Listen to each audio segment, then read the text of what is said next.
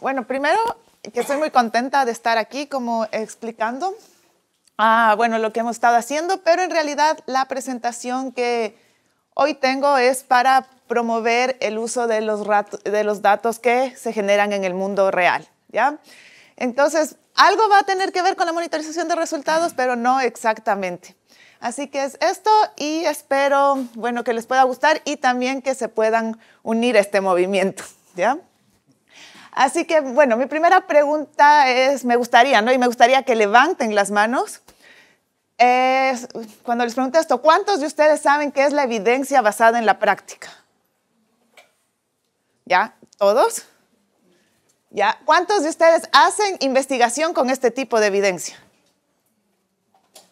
Ahí hay menos manos. ¿Y a cuántos de ustedes les gustaría hacer investigación con este tipo de evidencia? Ya, bueno, van cambiando, ¿no? Van cambiando las manos cuando vamos haciendo estas preguntas. En general, es esto lo que quiero transmitir durante esta presentación para que podamos entender cuál es este tipo de evidencia y cómo se puede usarla, ¿ya? Entonces, eso es lo que les voy a explicar. Y parto de esto, ¿no? De los desafíos sobre el conocimiento en psicoterapia.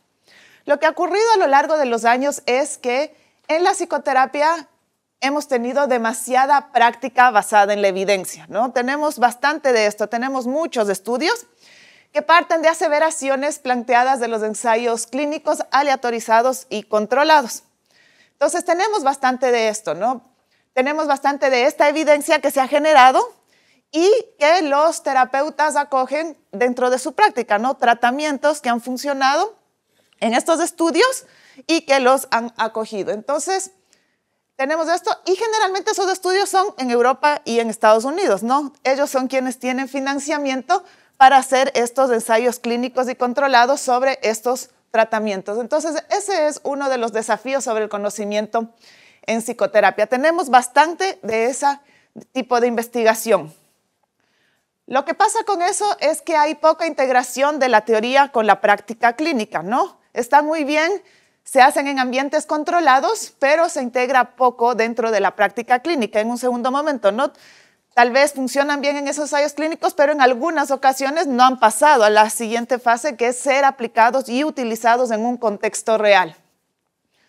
Y esto que nos lleva a que hay poca colaboración entre la investigación y la práctica clínica, ¿no? Los investigadores pueden estar haciendo y probando y preguntándose muchas cosas, pero probablemente no es lo que necesitan los clínicos saber. Tal vez los clínicos necesitan saber otras cosas, pero no hay esta comunicación, ¿no? ¿Qué quieren en realidad saber los clínicos? Y ahí puse, bueno, estas flechas para entender todas las tensiones que surgen de esto, ¿no? Surgen estas tensiones entre la validez interna y la validez externa, ¿no? Tenemos y pueden existir muchos estudios con mucha validez interna porque muchos elementos han sido controlados, pero después, ¿para qué puede servir en el mundo real, no? No hay validez externa, ¿no? De esos tratamientos que se han probado de esta manera. También tenemos esta gran tensión, ¿no? La investigación rigurosa versus la relevancia para los clínicos, ¿no?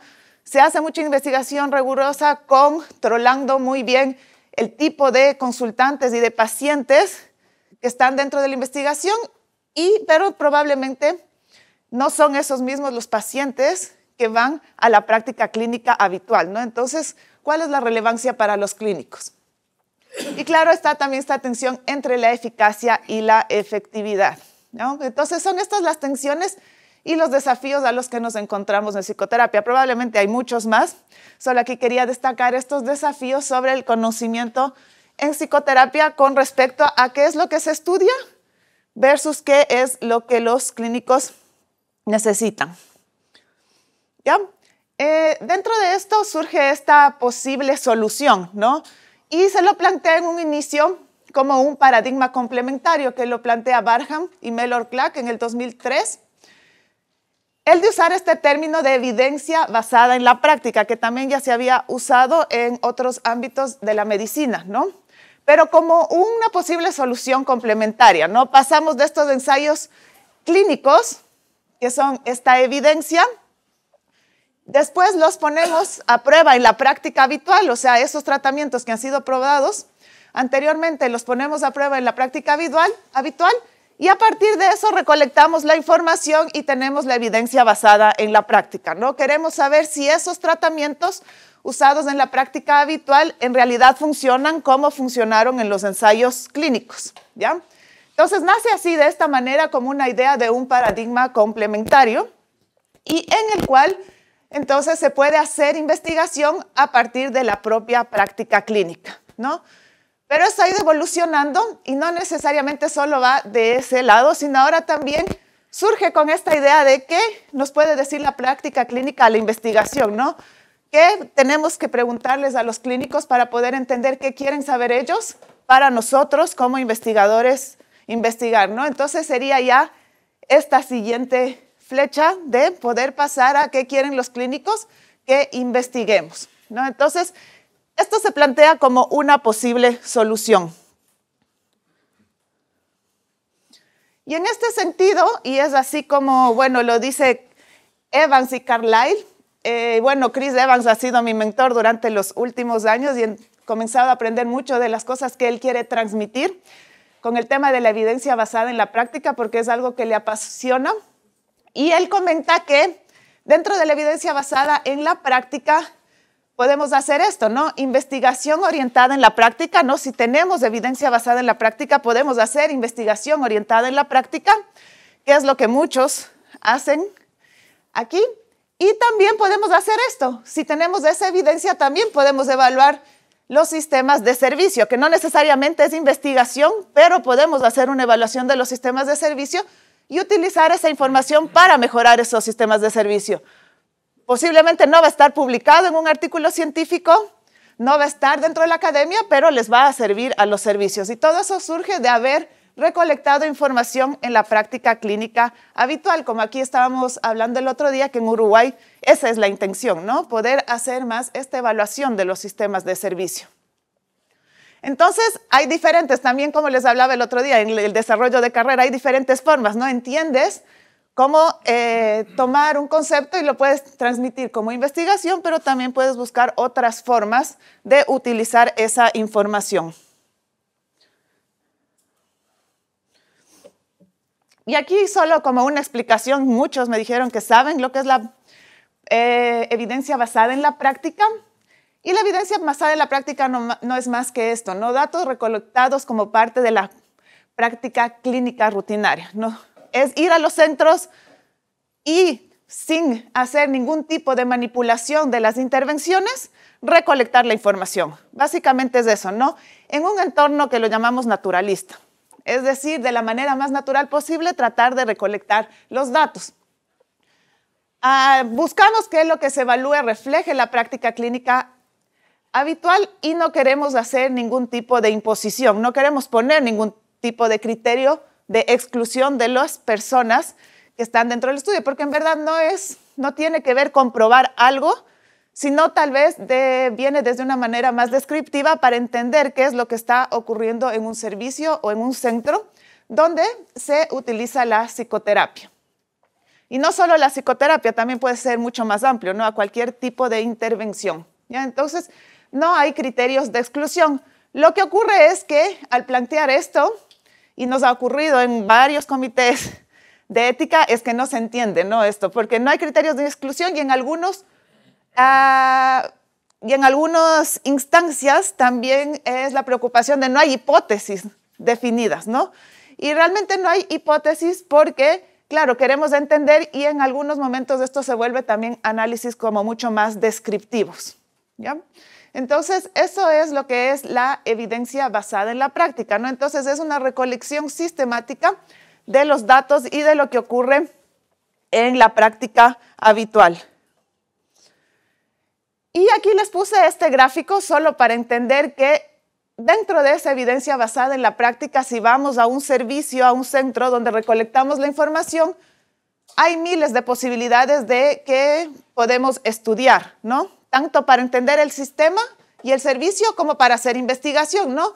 Podemos estudiar temas alrededor del consultante, qué es lo que le ocurre a los consultantes Y también después que están anidados dentro de un terapeuta, ¿no? O sea, un terapeuta puede estudiar uno o más, puede atender a uno o más consultantes o muchísimos consultantes si hacemos esta evaluación sistemática. Entonces podemos ver al nivel del consultante, al nivel del terapeuta y claro, a nivel del servicio, ¿no? En el servicio entendido donde hay varios terapeutas que se alinean, ¿ya? Entonces, que están utilizando los mismos métodos para recolección de información. Y el servicio se puede beneficiar de todo esto, ¿no? Porque puede recolectar esa información y con esa información analizar los datos y ver si pueden encontrar respuestas a problemas que tengan dentro del servicio o tal vez evidenciar problemas que no habían visto anteriormente, ¿no? Por ejemplo, se pueden evidenciar problemas de que hay muchos consultantes con una o dos sesiones, pero van disminuyendo muchísimo hacia la tercera sesión. Entonces, eso tiene que ver con algo y hay que preguntarse, ¿no? Es algo que nos ocurrió en nuestro servicio, ¿no? Que veíamos que habían muchas primeras consultas, pero muy pocas personas que pasaban a la segunda consulta, ¿no? Entonces, esa es la idea, preguntarse y hablar con los terapeutas y entender cómo funciona el servicio y por qué está ocurriendo esta situación, ¿no? Entonces, los números que podemos recolectar nos dan una pista, pero el servicio es quien tiene que entender qué es lo que está ocurriendo y puede tomar decisiones, ¿ya? Y un nivel mucho más amplio ya es el sistema, ¿no? Que esto sería lo ideal, ¿no? Varios servicios están recolectando información y se pueden hacer comparaciones también entre servicios y poder entender cómo funciona ese sistema de atención, ¿ya? Entonces, claro, sería ideal si llegamos a tener la capacidad de eso, ¿no? De tener muchos servicios donde se están recolectando los datos de manera rutinaria para saber si eso está produciendo un beneficio. Y en este nivel, pues seguramente, y esto va a ocurrir porque ahora los datos es los que mandan, ¿no? En todos los ámbitos, el sistema se puede beneficiar para probar varias cosas, ¿no? De si está funcionando lo que están ofreciendo y también siempre ahora, ¿no? Necesitamos demostrar algo, ¿no? Con datos para que pueda respaldar lo que estamos haciendo. Por ejemplo, en Ecuador, el problema que tenemos es que el sistema de salud, lo que prueba como evidencia de que de los tratamientos que están dando es solo el número de atenciones, ¿ya? Entonces, se prueba a través, si tienen muchas más atenciones que el año anterior, entonces ya lo indican como que es un sistema eficiente, pero no es verdad, ¿no? El número de atenciones no nos dice nada. Entonces, para poder entender, necesitamos recopilar información de manera rutinaria que vaya más allá de solo entender el número de atenciones, sino qué está ocurriendo, están teniendo cambios los consultantes o no.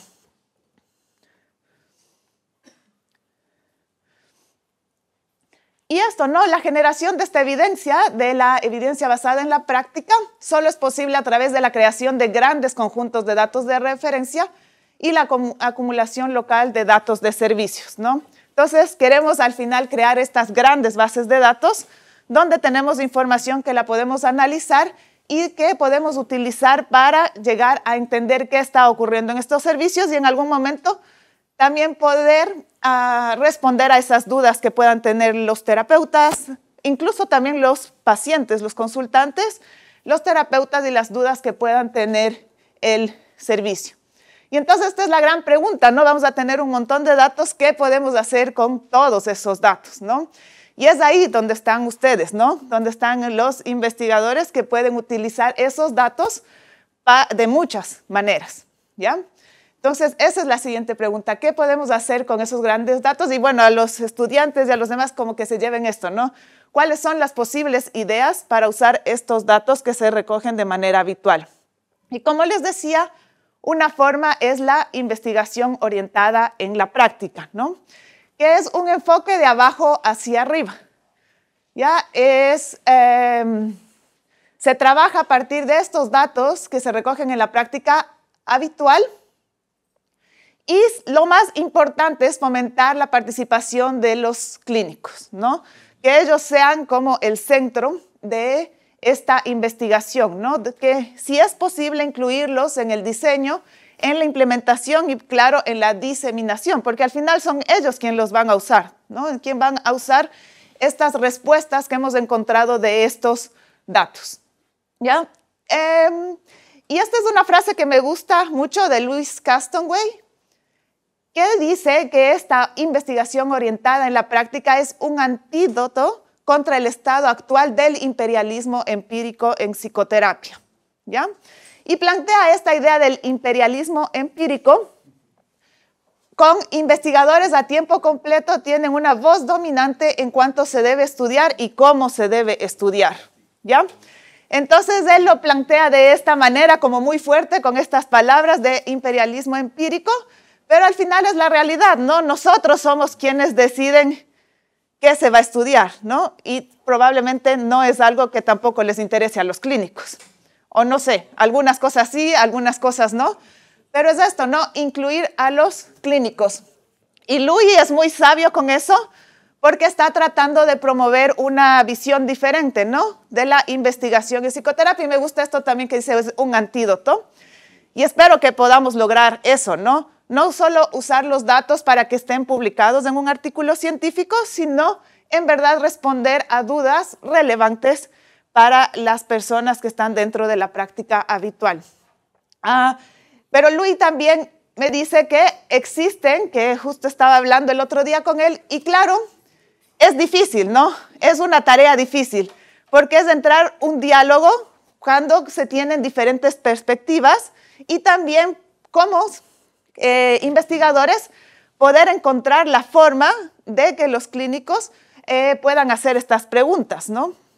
Entonces, es como una traducción de lenguajes, ¿no? Entre los clínicos y los investigadores. Así que es una tarea difícil, pero tal vez es algo que sí tenemos que hacer como investigadores.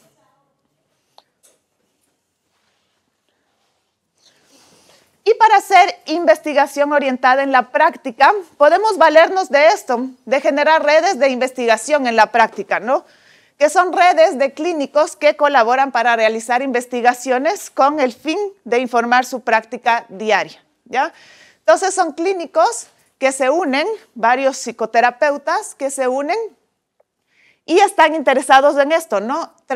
Pueden trabajar con centros académicos, o sea, con investigadores, y a partir de eso son ellos mismos quienes llegan a consensos acerca de qué mediciones utilizar, qué información utilizar y qué preguntas ellos quieren que se estudien, ¿ya? Entonces, lo que se está generando es eso, datos generados en el mundo real. No es un ensayo clínico, no es controlado y está siendo recolectado por los mismos clínicos que son parte de esta red, ¿no? Y son ellos mismos quienes llegan a acuerdos. Y la idea es que se puedan estudiar también esto, ¿no? Efectos agregados. ¿Qué pasa cuando se tiene información de varios psicoterapeutas? ¿Qué ocurre en la práctica en general? Y aquí les puse un ejemplo de esta PPR-Net, que es una red de esto, ¿no? Una red de investigación en la práctica que se creó en Canadá y que hace esto, ¿no? Que busca ese fin, ¿ya? Entonces, todo el tiempo en esta red están enviando información que puede ser valiosa a los clínicos, traduciendo toda esta información que generan los investigadores con formatos más breves y directos para que sean aplicados dentro de la práctica clínica y también a partir de reuniones con estas redes poder encontrar qué es lo que los clínicos quieren investigar, ¿ya? Entonces, esta es una red interesante que fue creada por Giorgio Tasca y que sigue en movimiento en Canadá. Pero esta sería la idea general, ¿no? Llegar a hacer eso, ¿no? Investigación orientada a la práctica. Ojalá también aquí en Latinoamérica podamos hacer eso, ¿no? Tener un acercamiento con los clínicos para poder entender qué es lo que quieren saber de todos esos datos que recolectamos en el día a día, ¿no? Que eso ya estamos haciendo esfuerzos por recolectar datos de una manera sistemática. Y aquí también regreso a eso, a algo que han hablado todos también del libro de Bergens and Garfield, porque es el libro, ¿no? Que dirige mucha de la investigación en psicoterapia, donde están explicados los avances de la investigación en psicoterapia. Y un capítulo que tiene Louis Castaway nos dice esto, ¿no? Que de la investigación orientada en la práctica podemos hacer investigación de todo este tipo, ¿no? con estos datos recolectados en la práctica habitual podemos ver y entender los efectos del terapeuta, los efectos del servicio, la efectividad de las terapias psicológicas en varios servicios, ¿no? Entonces podemos entender los resultados, pero a la vez también podemos estudiar el proceso, porque según cómo recolectemos los datos podemos entender la alianza, podemos ver qué está ocurriendo en las intervenciones de los terapeutas, podemos estudiar la experiencia entre clientes y terapeutas. Pero incluso podemos ir más allá y también estudiar con esos datos características de los consultantes para poder entender cuáles son estas poblaciones que están siendo atendidas en estos entornos naturalistas, ¿ya? Porque son variables igual que no se pueden aleatorizar por razones logísticas o éticas, ¿no? Podemos entender las variables demográficas, los niveles de síntomas, los diagnósticos o problemas clínicos, ¿no? Entonces podemos estudiar varias cosas acerca de eso y como les decía, ustedes se pueden hacer muchas más preguntas o lo mejor, o lo que les recomiendo, conversen con los clínicos y vean qué es lo que ellos quieren saber, ¿no? Pero estas son algunas de las posibilidades y de lo que se ha hecho, ¿no? Y en ese libro hay ejemplos de cada uno de este tipo de investigación utilizando datos, evidencia basada en la práctica. Y aquí yo les puse unos de estos ejemplos y que existen estos artículos, que es donde se ha utilizado esta evidencia basada en la práctica, ¿no? Para evaluar los servicios que se brindan en una región particular del mundo y en este caso en Kenia, ¿no? En Kenia ya se está haciendo esto, evaluando los servicios, utilizando este tipo de datos y lo hace esta investigadora que es Manasi Kumar y que ella está trabajando muy bien, ¿no? Está trabajando con estos datos en un lugar donde no se hace, ni siquiera hay una cultura de investigación en psicoterapia. Ella está haciendo eso ahí. También algo que se ha hecho mucho en Estados Unidos es evaluar la efectividad de las terapias que se brindan en centros de counseling, ¿no? De consejería en las universidades de Estados Unidos. Ahí también tienen una red, entonces, orientada en la práctica. Entonces, recogen datos anualmente de miles de consultantes y de muchos centros, ¿no? Entonces, hay mucha investigación sobre este tema.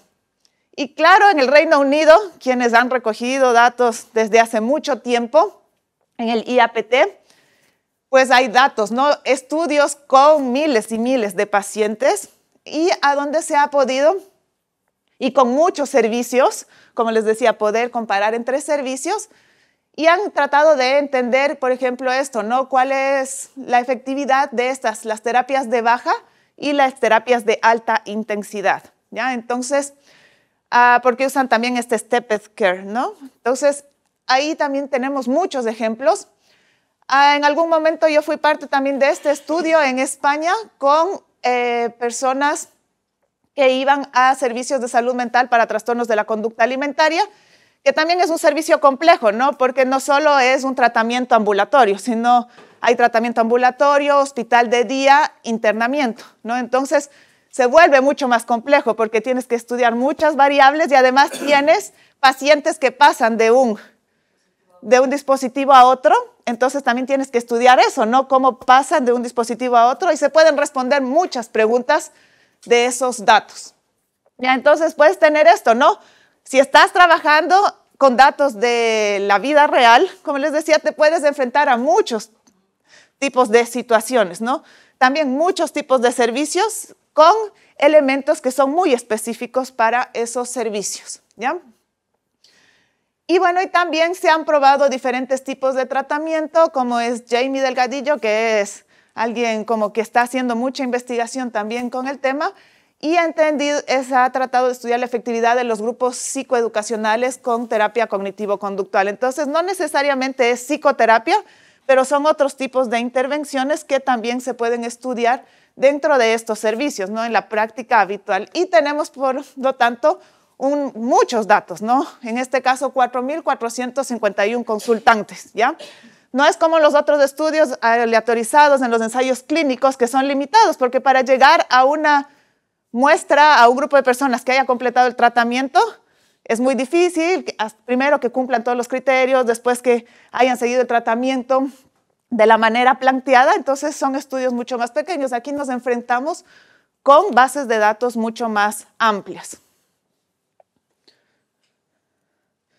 Y esta es la otra manera que les decía, ¿no? Y para muchos tal vez otra posibilidad de carrera, ¿no? Cuando acaben el doctorado, y es hacer eso, ¿no? Evaluación de sistemas de servicios, ¿no? Ustedes tienen los conocimientos de hacer investigación y pueden utilizar esa información para hacer esta evaluación de los sistemas. ¿Y cuál es la idea? Abordar preguntas a gran escala sobre la organización, el financiamiento y las políticas, ¿no? Entonces, este ya va a un nivel diferente, pero puede venir a partir de la evidencia que recogemos de la propia práctica, ¿no? A nivel de los servicios, los datos deben ser extraídos de entornos individuales y agregados para informar las prácticas y las políticas a nivel nacional o estatal, ¿no? Entonces, podemos hacerlo, podemos usarlo de esta manera, no solo a nivel de un servicio estatal, también a través de las redes orientadas en la práctica, las PRNs, también podemos seguir recolectando datos y poder entender qué es lo que está ocurriendo con estos clínicos que hacen práctica de manera habitual en su práctica privada. Y con esto otra vez enfatizar, tener datos del mundo real para informar lo que está ocurriendo, ¿no? No es algo que tú lo estás tomando de un entorno que no es natural y llegando a conclusiones para que un gobierno tome decisiones o un grupo de personas tome decisiones, sino que lo estás haciendo con los datos que tú tienes. Entonces, respondes a preguntas, pero además puede ser una oportunidad de trabajo diferente a la academia, ¿no? Y a este nivel, y solo quería como hacer esta comparación, es incluso puedes comparar en los servicios, ¿no? Puedes comparar entre los servicios, pero también entre los sistemas, ¿no? Entonces, puedes ver y puedes buscar como este benchmarking con otros sistemas para ver cómo está funcionando tu sistema de atención con respecto a otros sistemas. Entonces, se añade un nivel de evaluación.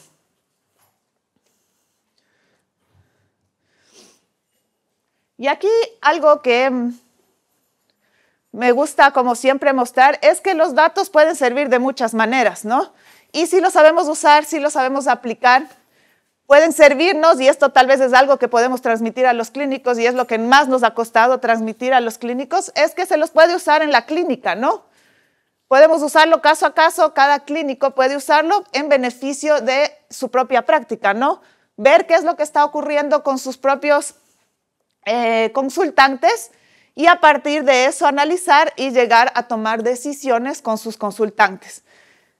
A veces comienzan eso, ¿no? A un solo consultante pasándole cuestionarios en su práctica habitual porque han detectado que, por ejemplo, es un consultante difícil, ¿no? Y necesitarían tener una monitorización más cercana.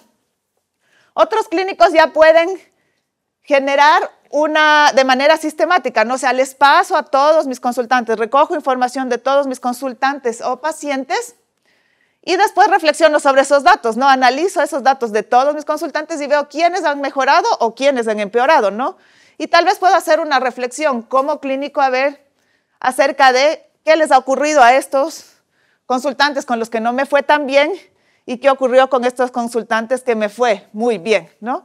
Y a veces también reflexionar acerca de mi propia práctica, porque puede ser eso, ¿no? Que en verdad con algunos consultantes no me vaya tan bien y tal vez es bueno pensar en eso para hacer derivaciones, ¿no? O tal vez ver qué herramientas yo puedo utilizar para mejorar mi práctica con este tipo de consultantes o qué debo aprender más, en qué debo formarme más para tener mejores resultados con esos consultantes. También lo que se usa y lo que usamos en el centro donde tenemos también es como una autoevaluación del terapeuta, porque al final tenemos, bueno, una información que es compartida, que tanto yo y otros terapeutas sabemos cómo usar, y podemos hacer esto, ¿no? Hablar con nuestros pares acerca de lo que está ocurriendo, como nos mostraba Jorge el otro día, el gráfico, hablar sobre ese gráfico que está ocurriendo y tal vez poder llegar a conclusiones, ¿no? Poder hablar a través de ese gráfico, pero entender cuáles son las percepciones del clínico de lo que está ocurriendo en ese proceso.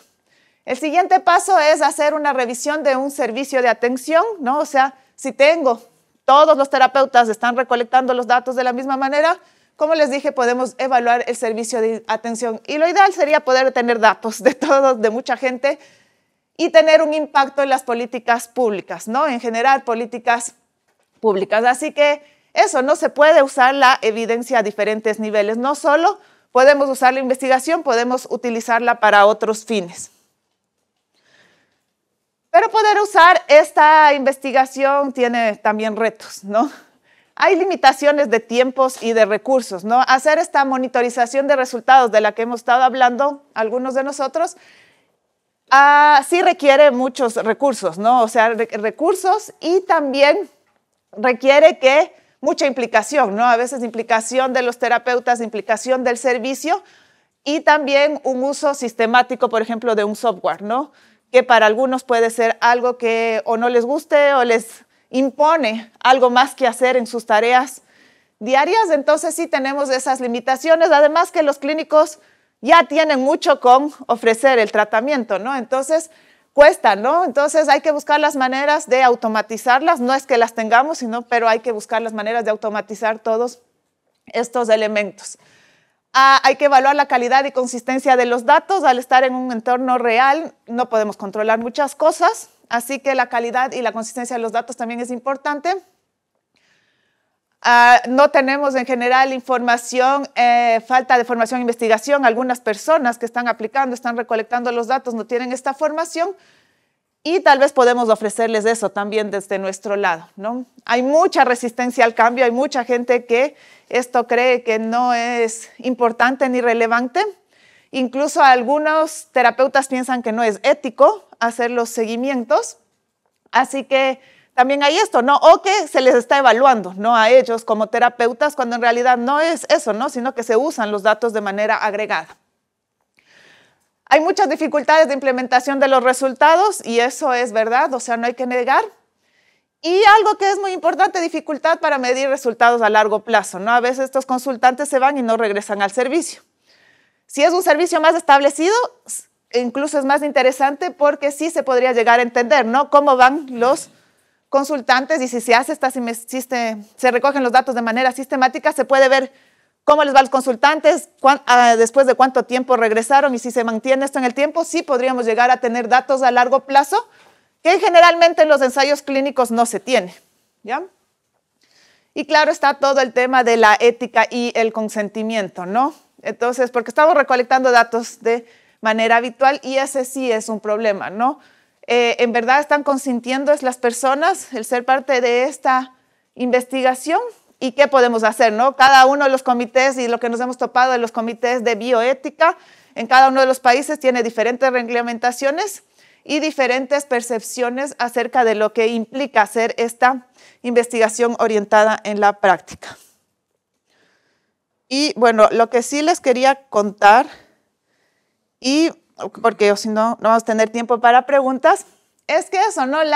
Lo que me imagino el futuro de esta investigación orientada en la práctica y en algún momento qué es lo que me interesa y qué es lo que decía también Daniel ayer en su presentación, y es eso, ¿no?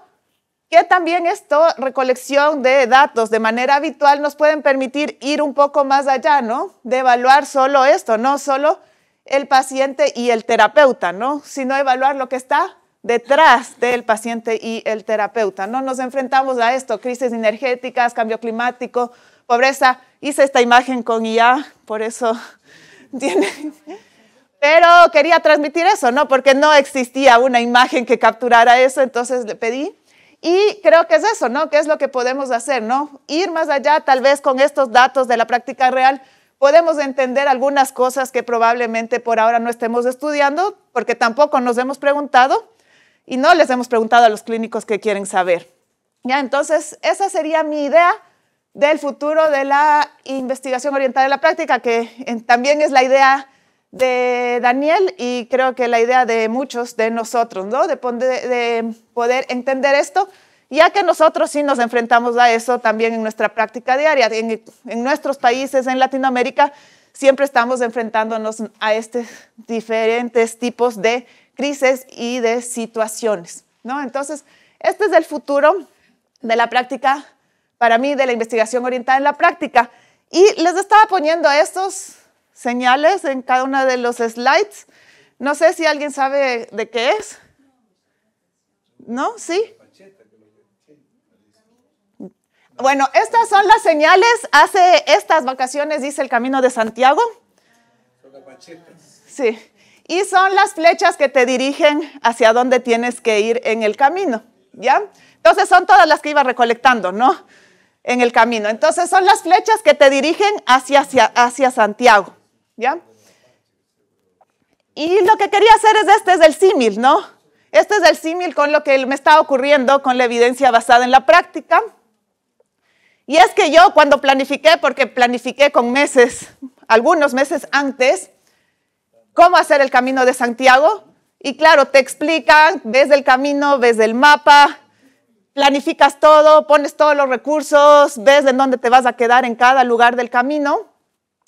Pero no, hasta que llegas ahí, no sabes lo que es el camino, ¿no? Y esto es lo que me ocurrió. El primer día salí a caminar, bueno, salí con mi marido a caminar, y claro, estábamos más centrados en ver el mapa y en ver el GPS que en ver esto, ¿no? Las flechas que nos decían. Entonces, uno sale así y está viendo en eso y nos perdimos. O sea, nos perdimos el primer kilómetro, hicimos 3 kilómetros, cuando solo era 1 kilómetro. Y cuando nos dimos cuenta es, claro, en el mapa aparece de una manera, pero si sigues las flechas es mucho más fácil. Y es eso, ¿no?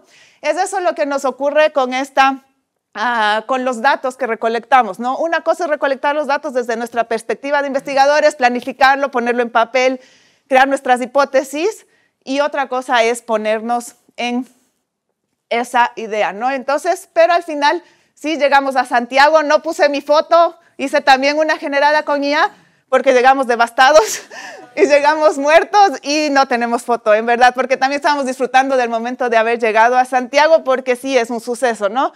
Poder llegar después de haber seguido todas esas flechas, llegar a Santiago y al final poder entender en verdad qué es lo que estaba ocurriendo. Y también para nosotros era maravilloso porque era la primera vez que estábamos en Santiago, ¿no? En verdad sí llegábamos a Santiago de Compostela. Así que es eso, yo veo así también la evidencia basada en la práctica.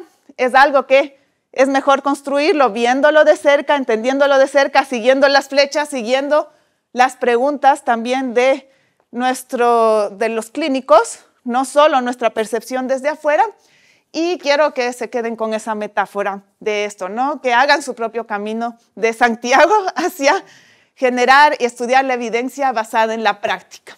Y ahora mi pregunta es, ¿a quién le gustaría utilizar datos de la evidencia basada en la práctica? O hacer investigación orientada en la práctica. O hacer evaluación de sistemas de servicio. ¿Sí? ¿Todos? Hay algunos más. Entonces, buen camino.